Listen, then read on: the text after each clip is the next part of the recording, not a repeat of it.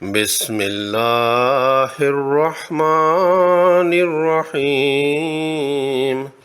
حضرت بریدہ رضی اللہ تعالی عنہ روایت کرتے ہیں کہ میں حضور نبی اکرم صلی اللہ علیہ وآلہ وسلم کی خدمت میں بیٹھا ہوا تھا، پس میں نے آپ صلی اللہ علیہ وآلہ وسلم کو فرماتے ہوئے سنا کہ قیامت کے روز قرآن پڑھنے والے کو اس وقت ملے گا جب اس کی قبر پھٹے گی اور وہ قبر سے باہر نکلے گا، ایسے شخص کی شکل میں جس کا رنگ کمزوری اور خوف کی وجہ سے تبدیل ہو چکا ہو، اور کہے گا کیا تو مجھے پہچانتا ہے؟ تو وہ شخص کہے گا میں تجھے نہیں پہچانتا۔ قرآن کہے گا میں تمہارا دوست قرآن ہوں، وہ دوست جس نے دوپہر کے وقت شدید گرمی کے دنوں میں اپنے چشموں سے سیراب کیا اور تیری راتوں کو جگائے رکھا، اور بے شک ہر تاجر اپنے کاروبار کے پیچھے بھاگتا ہے، اور بے شک تو بھی آج اپنے اس کاروبار کے پیچھے بھاگے گا جو تجھے نفع دے گا۔ پس اس شخص کو اس کے دائیں ہاتھ میں بادشاہت اور بائیں ہاتھ میں ہمیشہ کی زندگی یعنی پروانہ جنت تھما دیا جائے گا، اور اس کے سر پر وقار کا تاج سجایا جائے گا، اور اس کے والدین کو دو قیمتی لباس پہنائے جائیں گے جن کی قیمت پوری دنیا سے بھی نہیں لگائی جا سکتی۔ پس وہ دونوں کہیں گے ہمیں کس وجہ سے یہ قیمتی جوڑے پہنائے گئے؟ تو ان سے کہا جائے گا تمہارے بیٹے کے دنیا میں قرآن سیکھنے کی وجہ سے۔ پھر اس صاحب قرآن کو کہا جائے گا کہ جنت کے کمروں اور سیڑھیوں پر اس قرآن کو پڑھتا جا، پس وہ اس وقت تک ان سیڑھیوں پر چڑھتا رہے گا جب تک وہ قرآن کو پڑھتا رہے گا، خواہ اس کا پڑھنا جلدی کے ساتھ ہو یا ٹھہر ٹھہر۔ الحمدللہ رب العالمین، والصلاة والسلام علی اشرف الانبیاء والمرسلین، نبینا محمد وعلی آلہ وصحبہ اجمعین، اما بعد، السلام علیکم ورحمۃ اللہ وبرکاتہ۔ تجوید الفرقان اردو چینل میں آپ کا خیر مقدم ہے۔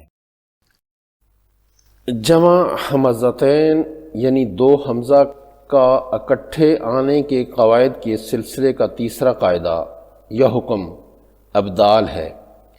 اس قاعدہ کا تعارف تسہیل کے سبق میں کچھ حد تک ہو چکا ہے، اس ویڈیو میں انشاءاللہ تعالی سیر حاصل بحث کریں گے۔ ابدال کے لفظی معنی تبدیل کرنا، بدلنا، ٹو چینج ہے، اور اصطلاح میں ابدال حمزہ کو حرف مدہ سے بدل کر پڑھنے کو کہتے ہیں، تفصیل بعد میں آ رہی ہے۔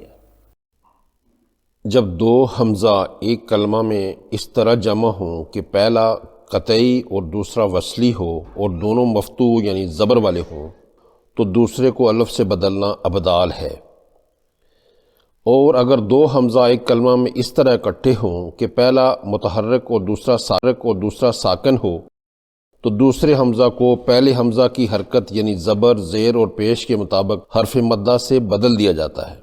یہ بھی ابدال ہی کی ایک قسم ہے، تفصیل انشاءاللہ تعالی مثالوں کی مدد سے۔ ابدال کے قاعدہ کی مزید دو اقسام کی گئی ہیں، ابدال وجوبی اور ابدال جوازی۔ وجوبی واجب سے ہے یعنی ضروری، اور جوازی جائز سے ہے۔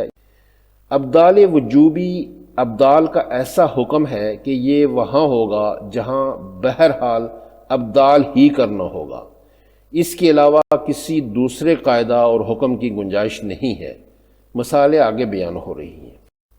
ابدال وجوبی جہاں صرف ابدال ہی ہو، قاعدہ اس کا یہ ہے کہ جب دو حمزے ایک کلمہ میں اس طرح جمع ہوں کہ پہلا متحرک اور دوسرا ساکن ہو تو دوسرے حمزہ کو پہلے حمزہ کی حرکت کے موافق حرف مدہ سے بدل کر پڑھیں گے۔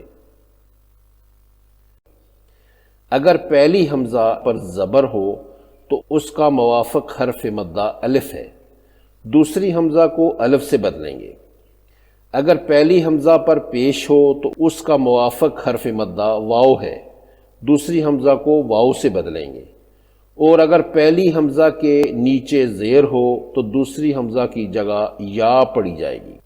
آئیے ان نقاط کو مثالوں سے واضح کرتے ہیں۔ اگر پہلی حمزہ یعنی متحرک حمزہ زبر والی ہے تو دوسری ساکن کو الف سے بدل دیا گیا ہے، جیسے عین کے سر والی حمزہ مفتوح ہے، آگے سرخ رنگ والی حمزہ ساکن ہے، پڑھنے کے لیے دوسری حمزہ کو پہلی والی حمزہ کی حرکت یعنی زبر کے مطابق الف سے بدل دیا گیا ہے۔ اس طرح الف کھڑی زبر کی صورت میں الف مدہ بن گیا ہے، آمنا۔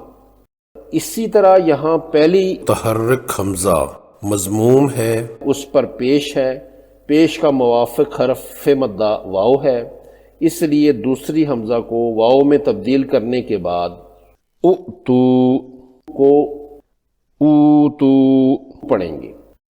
اگر پہلی حمزہ مکسور ہے یعنی زیر والی ہے تو دوسری والی حمزہ کو حرف مدہ یا سے بدل دیں گے، مثلا ایمان کو ایمان پڑھنا ہوگا۔ ابدال کی دوسری قسم ابدال جوازی ہے، یہ دو حمزوں کے اکٹھا آنے کی ایسی صورت ہے جہاں دوسری حمزہ پر ابدال کا حکم بھی درست ہو اور جمع حمزتین کا کوئی دوسرا حکم بھی جائز ہو، جیسے تسہیل۔ قاعدہ ابدال جوازی: جہاں ابدال کے علاوہ کوئی اور وجہ بھی جائز ہو، جب دو حمزے ایک کلمہ میں اس طرح جمع ہوں کہ پہلا قطعی مفتوح اور دوسرا وصلی مفتوح ہو تو دوسرے حمزہ کو الف سے بدلنا اور تسہیل کرنا دونوں جائز ہیں۔ ان دونوں میں سے ابدال اولا اور افضل ہے۔ ابدال جوازی کی مثالیں: اس میں پہلے کالم میں اصل عبارت ہے، دوسرے کالم میں پاک و ہند کے طرز تحریر والے قرآن مجید سے لیے گئے الفاظ ہیں، اور تیسرے کالم میں عثمانی رسم الخط کے الفاظ دیے گئے ہیں۔ اصل کلمہ اللہ ہے، اسے ابدال جوازی کے حکم کے تحت اللہ پڑھیں گے، جبکہ یہی کلمہ تسہیل کے مطابق اللہ پڑھا جائے گا۔ دونوں طرح پڑھنا درست ہے۔ دوسری سطر میں الآنا کی دوسری یعنی وصلی مفتوح حمزہ کو ابدال کے لیے الف سے بدل دیں گے اور پڑھیں گے الآنا، جبکہ تسہیل سے اسے الآنا پڑھیں گے۔ تیسری لائن میں الذکرین ہے، ابدال کے لیے الف کی شکل والی مفتوح حمزہ وصلی کو الف سے بدل کر پڑھنا ہوگا، الذکرین، اور تسہیل کے لیے دوسری حمزہ کو نرمی سے پڑھتے ہوئے پڑھیں گے الذکرین۔ امید ہے کہ آج کا سبق آپ کو اچھی طریقے سے سمجھ آیا ہوگا۔ آئندہ کے سبق میں جمع حمزتین کا آخری قاعدہ حذف زیر بحث آئے گا انشاءاللہ تعالی۔ ملتے ہیں انشاءاللہ، تب تک اللہ حافظ۔